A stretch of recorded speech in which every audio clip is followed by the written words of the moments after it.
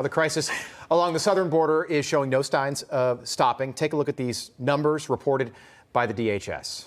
With migrant encounters nearly doubling from Trump's last month in office, ballooning to almost 154,000 in January of this year, as well as deadly drugs like fentanyl pouring into the U.S. daily. So let's take a look at our border crisis and welcome in Newsmax border correspondent Jaeson Jones, who's standing by live at Casa Grande, Arizona. Good morning, Jaeson.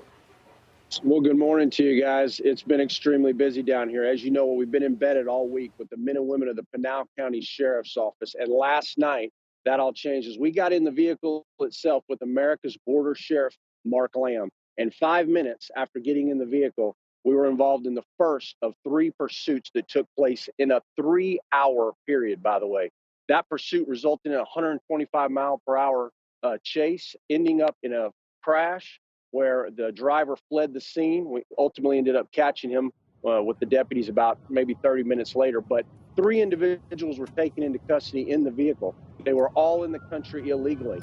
And guys, just so you know, I am not on the border. I'm 70 plus miles into the U.S. here with Interstate 10 right behind me where you're seeing this video take place. And it was incredible because as soon as we finished up with this one, we immediately went to another traffic stop involving 10 undocumented individuals who were in the country illegally, again, wearing camouflage in a vehicle, being smuggled in. And it was just one event after another event after another event.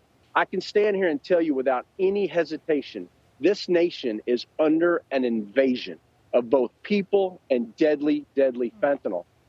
This county, this one county in Arizona in 2018 had seized 0 fentanyl pills. In 2021, they've now seized 1.2 million, and it's just one county. One county.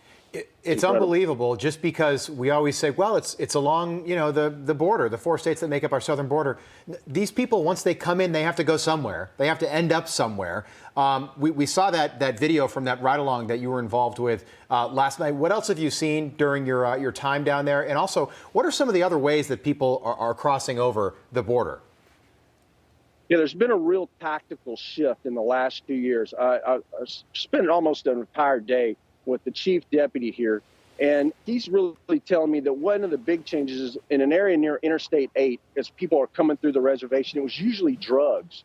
But because there's so many people pouring over now, that area is completely shifted to migrants who are moving in the country illegally. Now, out here, all of their movements are conducted by the Sinaloa cartel. They dominate this region. So when you talk about deadly fentanyl, and I'm at ground zero for fentanyl flowing into this country, this is where it's taking place, and Sinaloa cartel is directly responsible. And I want to thank the men and women of Pinal County for allowing us to be here to really illuminate what's happening in Arizona and how what happens here then goes to the rest of the nation, impacting this country.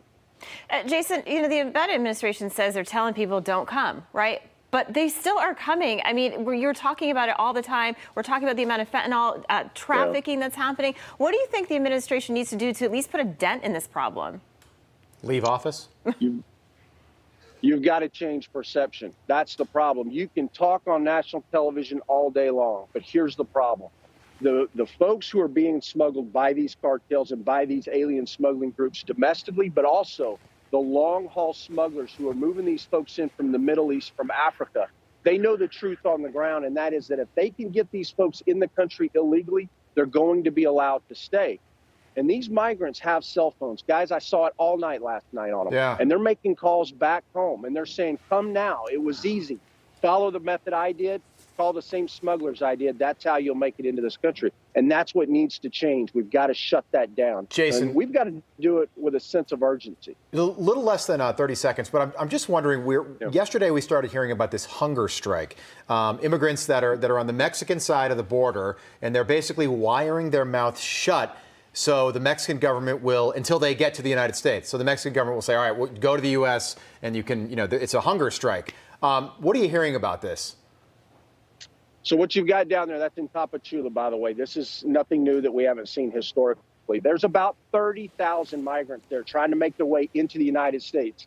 And the Biden administration covertly has been working with the Mexican government to shut down these flows because they're so massive. Well, what they're doing is trying to cause basically heat or media attention on the Mexican government. So then what will happen, just as we saw in December, They'll use what they call, I mean, they've got a name for this, Rob. It's called the ant trail. And they'll bring in large buses and they'll move those people throughout under the cover of darkness into different cities in Mexico, and then they'll flood into the United States. You'll see it happen very soon. All right, Jaeson Jones, thank you so much. Always a pleasure having you on. Great to be with you guys. Thanks for having me. Hey, I'm Rob Finnerty. Thanks for watching. If you enjoyed this video, please join the conversation in the comments below. Don't forget to subscribe, too. Hit the bell icon to be alerted to breaking news. And remember, there's a whole lot more on Newsmax TV, America's fastest growing cable news network. Newsmax TV, we're real news for real people.